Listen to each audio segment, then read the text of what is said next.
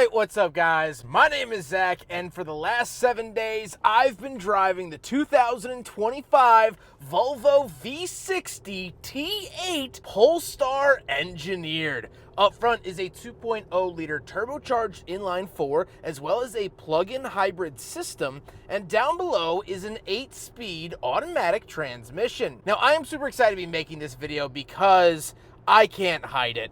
I have absolutely fallen in love with this car over the last 7 days. And I know it's early on in 2025, but I am already declaring the V60 Polestar engineered as my car of 2025.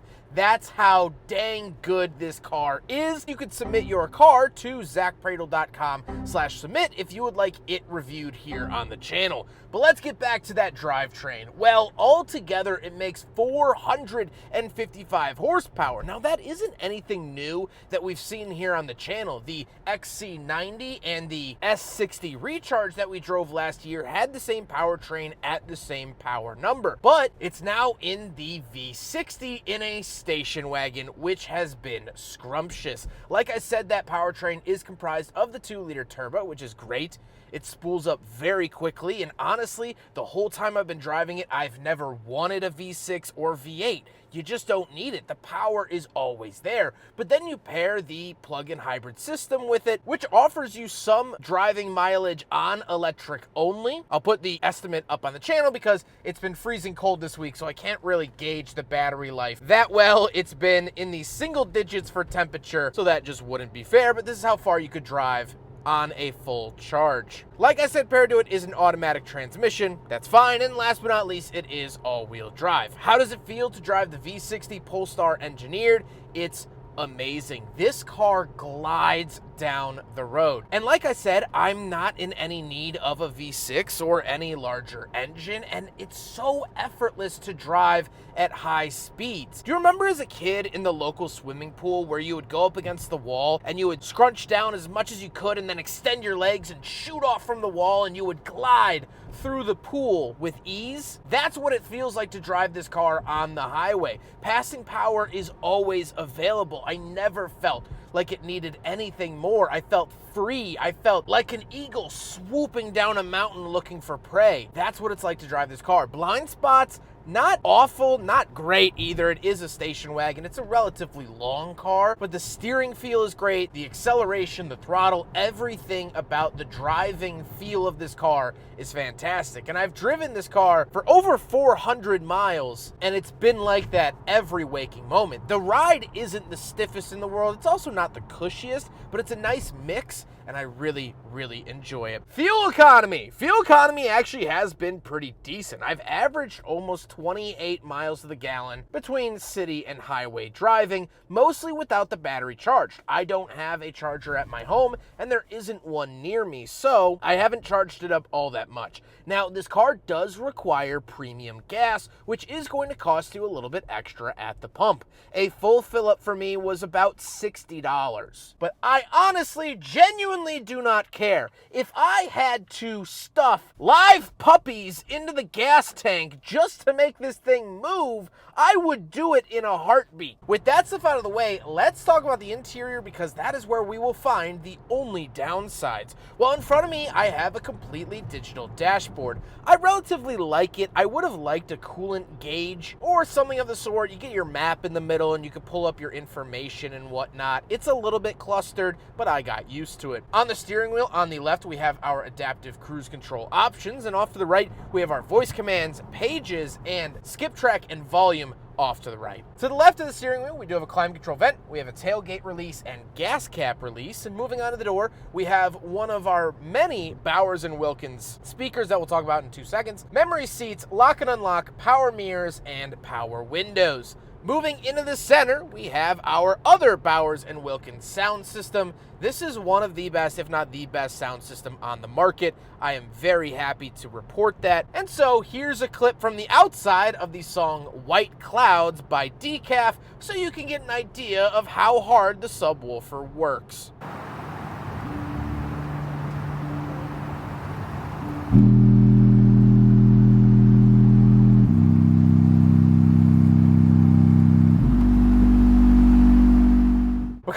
back inside the car after sounding like a 90s Civic, we have the infotainment. This is the crux of the V60. This is the Achilles heel. This is the worst part, hands down. Couple reasons for that. First of all, we do have Apple CarPlay and Android Auto. However, they are wired. For nearly $80,000, I would expect wireless. The second reason is the climate controls. They are all touchscreen, and when you're navigating somewhere, like I was driving to Kokomo, Indiana yesterday, it's extremely frustrating to keep switching back to switch the temperature and switch on and off, and auto in this climate just doesn't really cut it.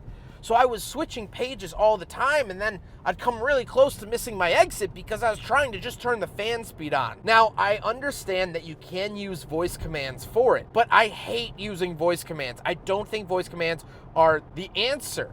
Think about the clapper back in the 1980s. No one bought those. Down below, we do have physical buttons for hazard switch, front and rear defrost, as well as skip track and volume. But the front and rear defrost, the rear defrost, fine. That's great. But the front defrost, hitting this button only turns it on to max. So if you just want to defrost it a little bit, nope! You gotta get all of it! And I wish it wasn't that way. We do have our crystal shift knob off to the left. We have our start stop button, as well as our power parking brake and auto holding brake. And off to the right, we have cup holders. So we'll do a big freaking bottle test, but like all of its siblings, the V60 fails. We get a little center console and the seats. The seats have been really, really comfortable. As I said, I've taken it on long trips and I enjoyed it. I was comfortable the whole time. And the Polestar Engineered gets these really nice gold seat belts that will match the exterior brakes. However, speaking of seats, we do have back seats, so let's go do a back seat review. All right, so I'm in the back of the 2025 Volvo V60 T8 Polestar Engineered, and the fun continues back here. First of all, knee room good, headroom good. I'm 5'11", I'm about 270 pounds at the moment. I fit in the back. That's a big win. That's a big win. I also have vents in the B-pillars. I have Bowers & Wilkins on the door, power windows, power locks, heated seats, 12-volt outlet, and a little fold-down cubby with push-out cup holders in there, as well as a train is now going behind me with 5 locomotives at the front. So it might be a little while. Of course, this happens. Anyway, this is fantastic. As a full-size adult, I always think that maybe one day I'll grow up to be big and strong, but I'm full grown, I think, at this point. I fit back here. Your friends are gonna fit back here. Your family's gonna fit back here, and that can't be said about all wagons, especially hatchbacks. Like my Mazda 3 back seat is dreadful. Now, this is a bigger car than the Mazda 3, of course, but it's just nice to see that. And even the center seat gets the gold seat belts. Very cool to see. Let's hop around back when this train is gone and talk about the trunk and cargo space, because it's a wagon and that's what matters. All right, around the back of the Volvo V60, you can kick under here, and it is a power operated tailgate.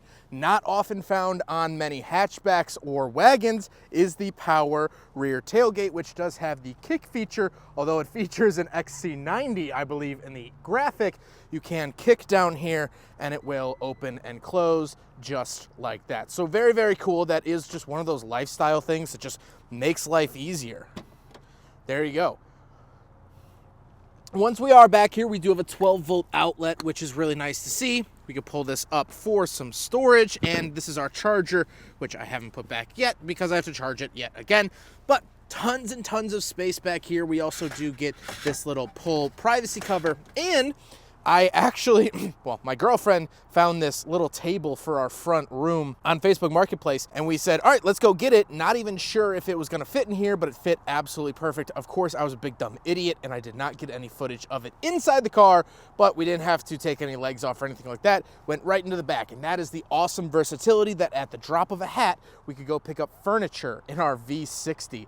Love that. We do have 2 buttons up here to either close the trunk or close the trunk and lock it, but because the car is on, we will leave it unlocked. There you go. Love that feature, and just, I love wagons so much. Now we gotta talk about the looks, and I think this car is an absolute slam dunk. The big wheels, the intricate wheels, the gold brakes. Honestly, I normally don't like white cars, but I think this looks really, really good all together. Plus the wagonness, I could not stop myself from staring at this car the entire time that I had it. It is lovely, lovely, lovely. And so you're welcome for showing you this beautiful automobile. With all of that being said, let's get on to my final thoughts. What do I think driving the V60 Polestar engineered for the last 7 days? Well, in all reality, 7 days was far too short. I genuinely considered trying to shove this car into the back of my garage, so when Volvo came around to pick it up, I would go, I don't know where it went, and hopefully throw them off my trail. I've never fallen for a car quite like this on the channel. The only car that comes close in terms of the press car that I have a true love affair with is the LC500. And if given the opportunity, I would take that car because it's a brilliant car and it probably won't be made for that much longer. But that car is only great in certain scenarios. With the top down, with the V8 at sunset. This moment right here is where that car shines.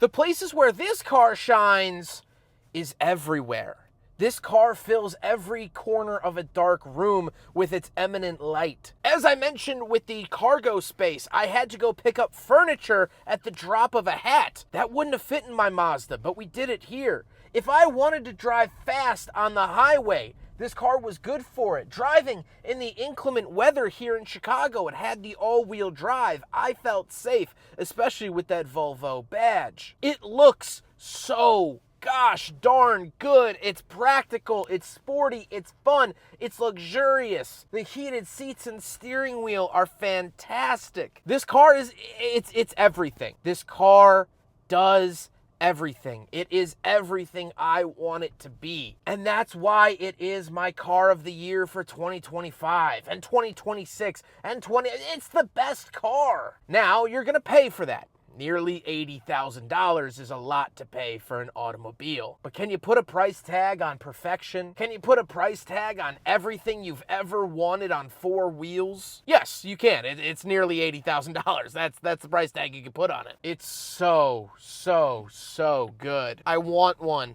No, scratch that. I don't want one. I need one. I need one of these in my life. Man, if I could swing the payments, there would be no doubt I would chuck my Mazda 3 in the dumpster if it meant I could have one of these. And for fans of the channel, you know what that means. I will live and die by my 2019 Mazda 3. But I would chuck it in the garbage if I could just drive this car for 3 more days. That is my love for this vehicle. And that is not any hyperbole. I hope you guys enjoyed the video. I hope my love and admiration for this car comes through in the video because it really truly is something special. And I think part of it has been the fact that I didn't even realize that these were on sale. And yet they are, and now I know exactly what to ask Santa for next year. Huge thank you to Volvo for giving me the opportunity to drive and learn and laugh and smile and maybe even cry a little bit this week. Volvo is always awesome to work with. Huge thank you to Drive Shop for facilitating the cleaning and delivery of this vehicle, and of course, the Midwestern Automotive Media Association. But I hope you guys enjoyed the video. Don't forget to rate the video, comment on the video, and subscribe if you really liked it. Take care, guys.